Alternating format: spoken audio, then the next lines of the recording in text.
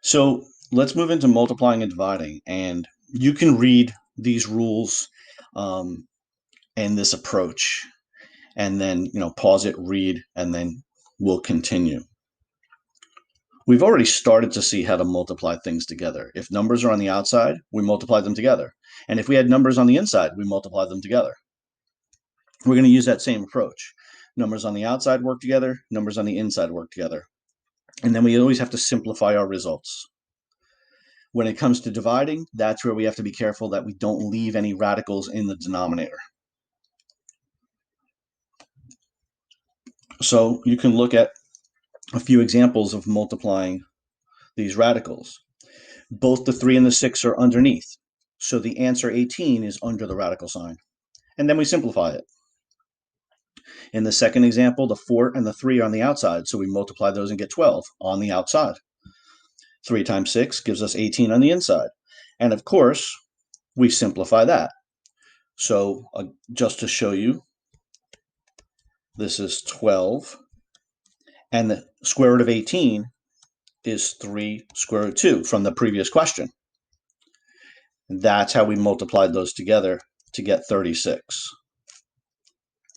So I used the answer from the previous question. And in our last one, of course, negative 1 times 2 for negative 2, 12 times 6 for 72 under the radical sign. And then we broke down the 72 and then brought that negative 2 down. So again, we're building on the first half of this review lesson. So that's why I'm not showing all of that work. Once we get to this line, it's exactly the same as the first half of this discussion. Simplify the square root of 72, bring down the negative 2, and then multiply the numbers on the outside.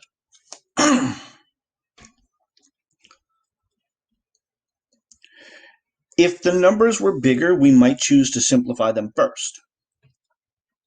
For example, in the first one, instead of multiplying 18 times 54 and getting 972, and then doing one really big factor tree, I simplified each of them, then multiplied them together, but then I had to check, because when I got my 12, I'm having issues with my laptop here, sorry. Once I got that 12, I have to check, does that answer simplify again?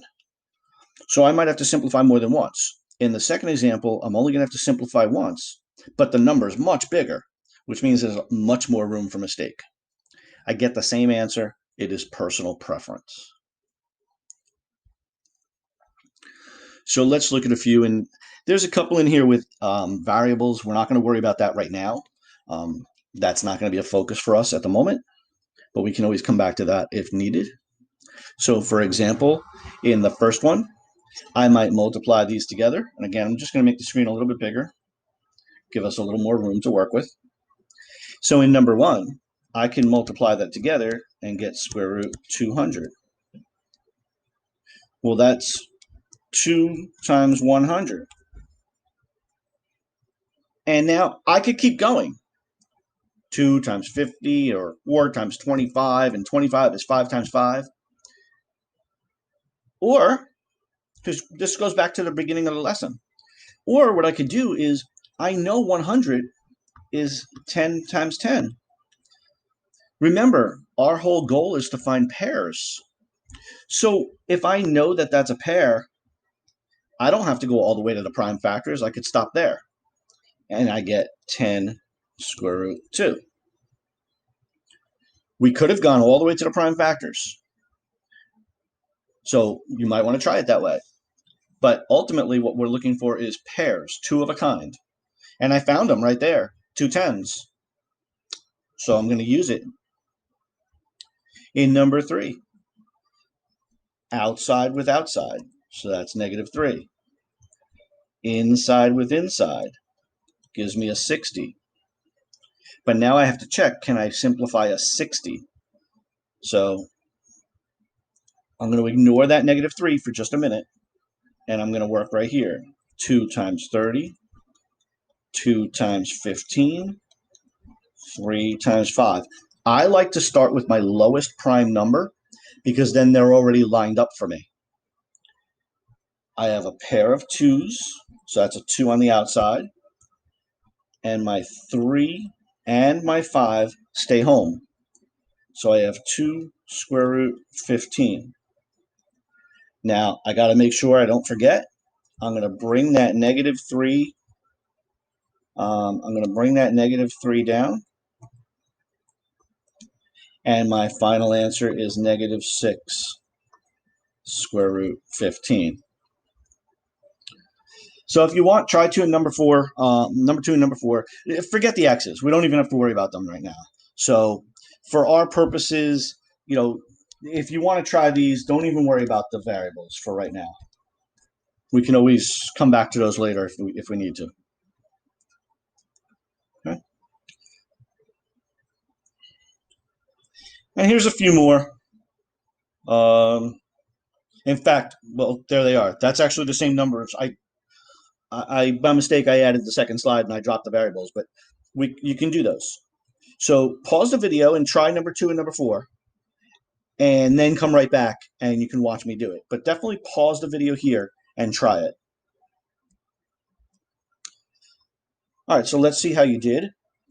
I get square root of 24, and I like to break it down 2 and 12, 2 and 6, 2 and 3. There's my pair, so 2 square root 6. And for number 4, I think if I multiply these together, let's see, I'm going to get a bigger number, 600, but it's really not that bad. So I'm going to multiply and get negative 10, and then 50 times 12 is 600.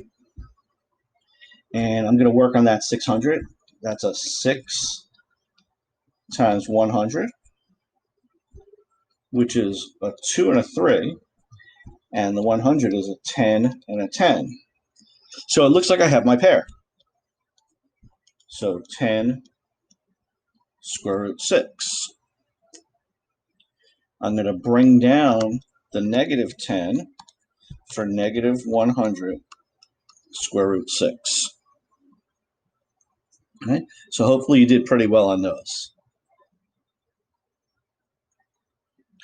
So now we get to dividing, and dividing is always a little bit of a challenge. We're not allowed to have a radical in the denominator, and that's really where we present the challenge. So in dividing, we can do a couple different things. We want to separate the numerator and the denominator. So in our first example, you can see that that's already done for us. We simplify the square root of 8, 2 square root 2, and we simplify the denominator. Square root of 9 is just a 3. In the second example, remember, we're not allowed to have fractions in the radical sign.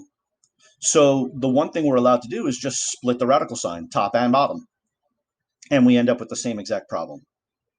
So one technique is, if we have a fraction inside the radical, is just split the radical.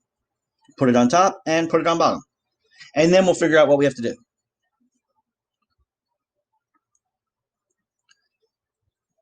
So remember, whenever we have fractions, we always want to reduce fractions. In this example, I split the radical, top and bottom. I simplified the top.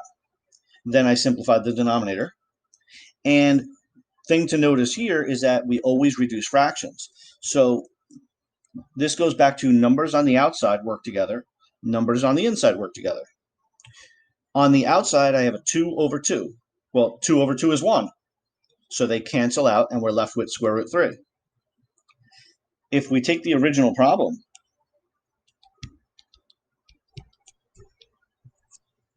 we could split it.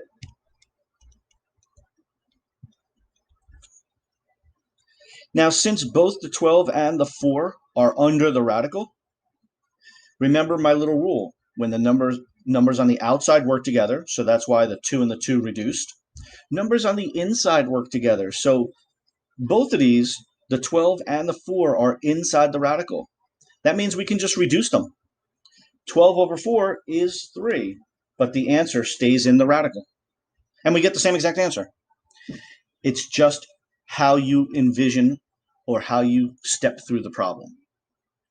Numbers on the outside work together. numbers on the inside work together. The only way to get out of the radical sign is by pairs or the buddy system. Otherwise, you have to stay in.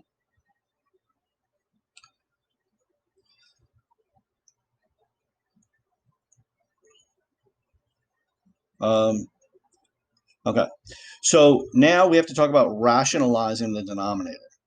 And I'm going to step us through a couple of these. So let me make this a little bit bigger. Let's look at number 1. 5 over 3, I can't reduce it. The first thing I'm going to do is split it up. Square root 5, square root 3. And now we have a problem. We're not allowed to leave that radical in the denominator. So this radical right here is the problem. The way we're going to get rid of it, it's called rationalizing the denominator. We're going to multiply by it. Because if we take a square root of 3 and square it, it's going to cancel. Squaring a square root cancels out. So square root, if we square a square root, it cancels. We get that 3 right back.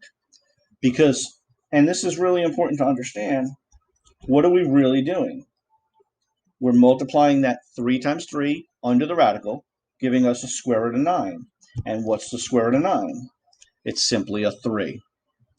So that's what we're going to do in this question. We're going to rationalize the denominator. We're going to multiply by the radical. Only the radical. In the numerator, we get square root 15. In the denominator, we get a 3. And I just showed you why. This is really the square root of 9, and the square root of 9 is 3. So right now we have square root of 15 over 3. And that's actually our final answer. Remember, square root 15, regular 3. We cannot reduce those. Numbers on the outside work together. Numbers on the inside work together. Well, here we have a 15 on the inside and a 3 on the outside.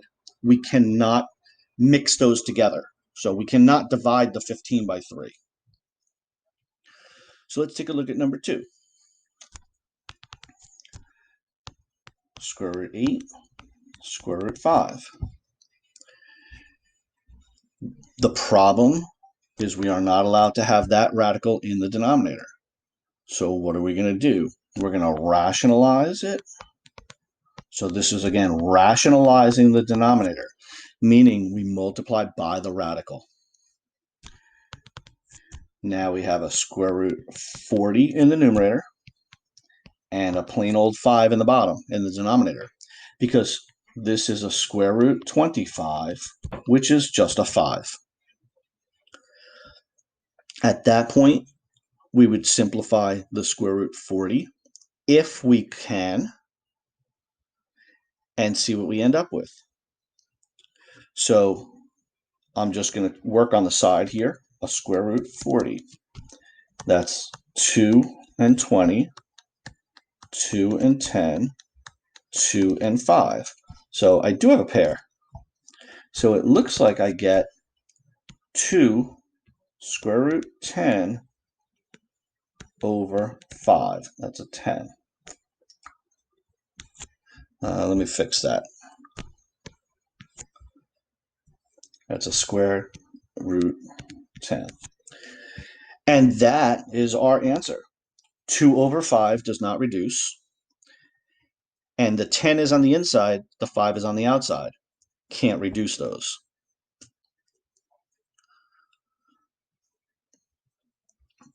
Let's do one more. And number 3, very similar to number 2, I can split it up and then work on the numerator, work on the denominator. If we think about something from before, 24 over 10 can simplify. I could divide by 2. So if I wanted to, I can do that and get the numbers smaller first. It's an option. That's really square root 12 over square root 5. It just makes the numbers smaller if I reduce first. We're going to rationalize the denominator.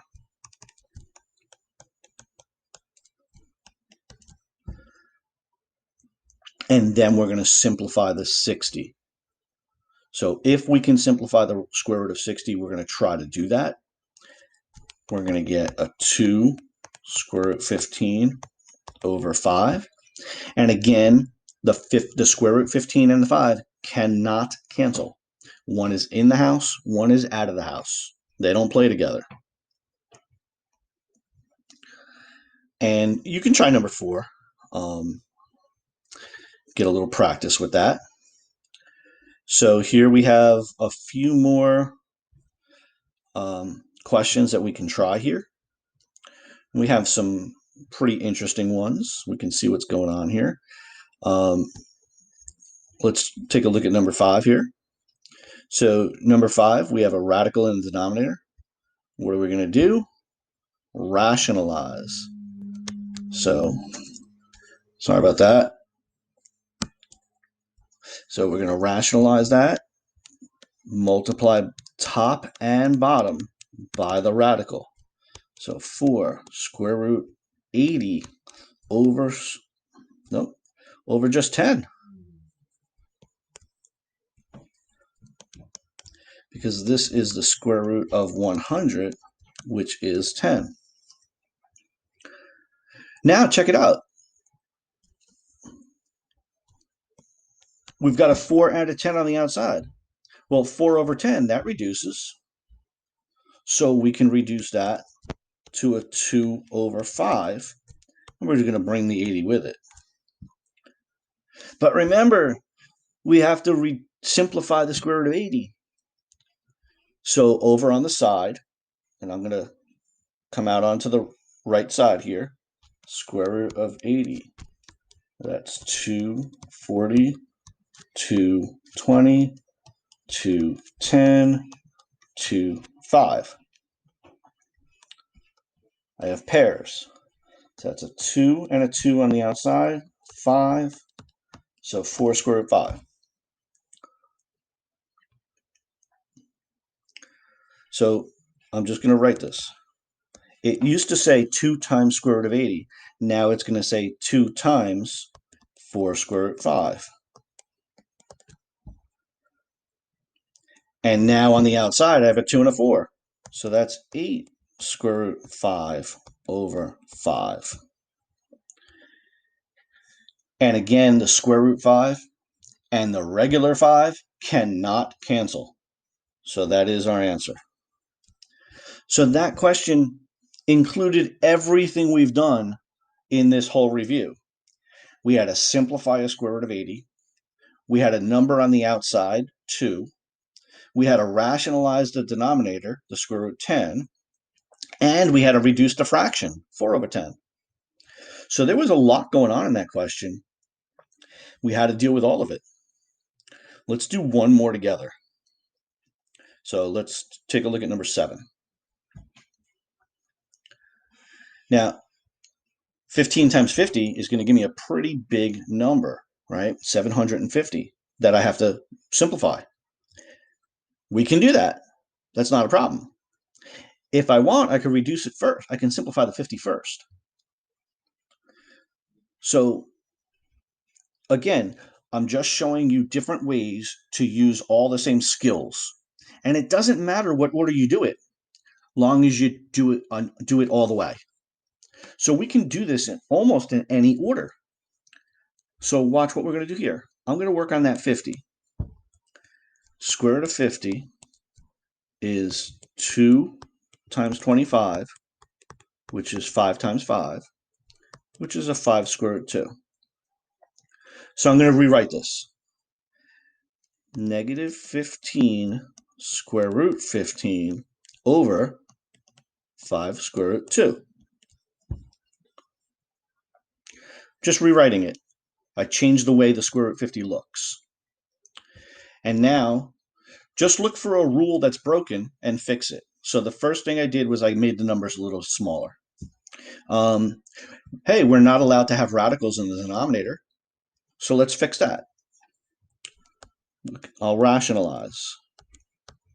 And again, we can do things almost in any order.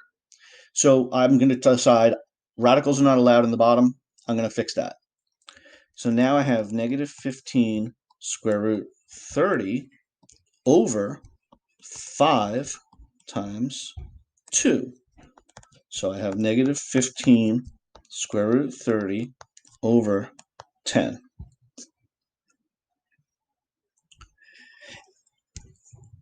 But what I just noticed was that 15 over 10 can be simplified.